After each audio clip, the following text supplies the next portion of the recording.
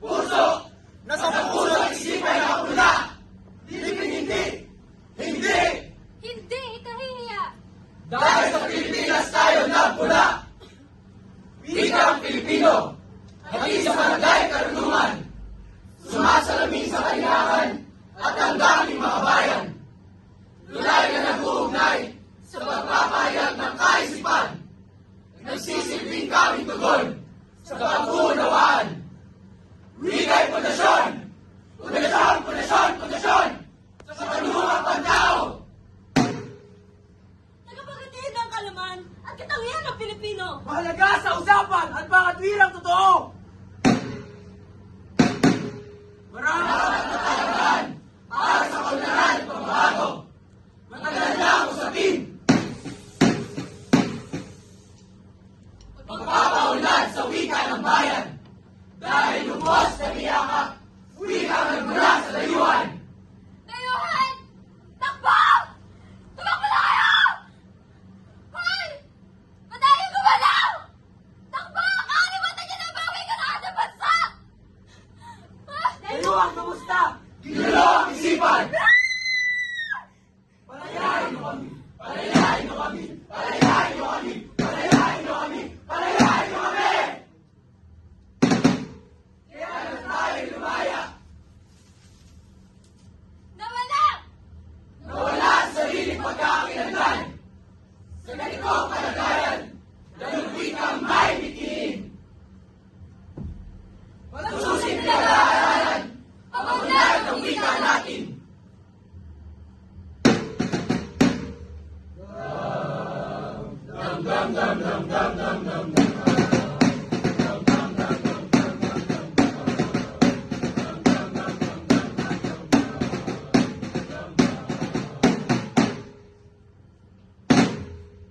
Para matutunton ang kaganapan ng lahat ng naisin, ang mapayabong pa ang lahat ng mga wikain. Upang matugunan ang suliranin ng sambayanan, wika magbibigkis, siya natin kailangan. Kung wika ang Pilipino, ang gagamitin sa araw-araw, tiyak ikaw epektibo, mga gawain makulahan. Wika natin iyabong, utakang kapil ang pagbabago, nagamitin ang dialekto at salitang lahat sa usap mo. May batas na nagpapahintulot na pag-aralan ng mga ito. Huwag niyang kalilimutan, wika natin Pilipino.